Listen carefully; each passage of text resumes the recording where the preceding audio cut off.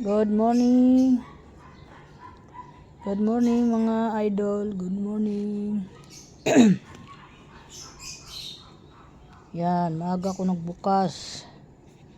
Kasi may nagpakain ako ng aking alagang mga tuta doon sa taas. So, kaya maaga ko nagbukas. Hindi na kontento.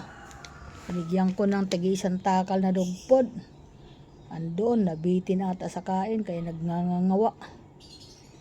Pero mamayang tanghalian pakainin ko ng kanin. Iyon naman kahit walang ulam kumakain eh. Kaya mamaya pakainin ko ng kanin sila. At naglinis na rin ako sa taas dahil bukas na kami. Iwanan ko sila bukas. Kaya tatambakan ko lang sila ng pagkain. Para hindi sila magutom. Kaya lang, pag tinambakan mo ng pagkain yung mga yun, inuubos agad kahit anong dami. Makukulit ng mga alaga ko. Ang tatakaw. Kaya yan, mga guys, yung aking puti na naman na buhok, lumitaw-litaw na naman dito. Dito talaga inuunahan lumitaw eh, oh.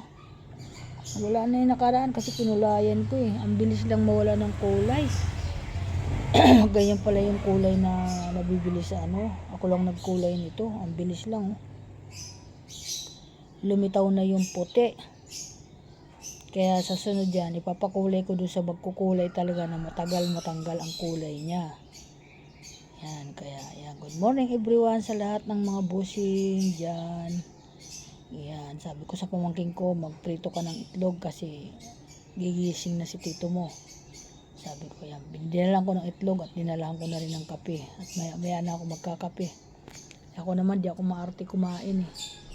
Kung ano nandiyan sa lamisa, ikakainin ko. Basta makainom lang ako ng mainit na kape. Yan, serve na ako doon. Wala na akong problema. Ayun, ay busog na ako. Yan, mamaya-maya, pagpunta dito nung aking pamangkin, ay magliligpit na ako nung aking bibit-bitin bukas. Yan.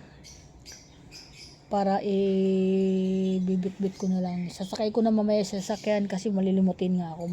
Papalinis ko pa yung sasakyan. Kasi may mga putik doon sa may mga apakan. Hindi nilinis ng driver kahapon. Kaya mamaya lilinisin daw niya. Nagmamadali. Kababa ng paninda, sabi niya bukas na lang daw niya lilinisin. Kaya iyan mga bossing, kakaraos na rin kami. Isang tulog na lang ay mahiraraos na namin yung amin birthday ng apo ko. Ayan. Makakapag-focus na ako dito sa tindahan ko. Hindi ko napupukusan kasi busy lagi ako kung anong ginagawa ko. Pero pagkatapos ng okasyon, mag-focus na ako dito. Kasi dami ko ng kulang. Napansin ko nga pala kapon. Marami na akong wala dito.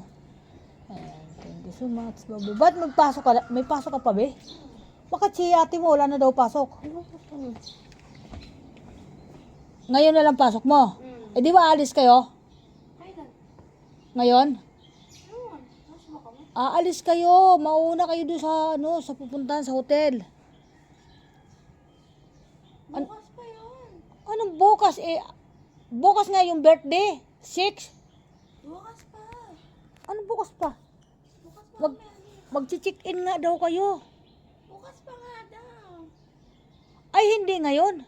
Hindi yata ngayon. Alam ko bukas pa eh. Akala ko mauunan. Diyan nga daddy mo eh. Mag-ingat. Mag-ingat sa pagsakay ng ha. Sige na.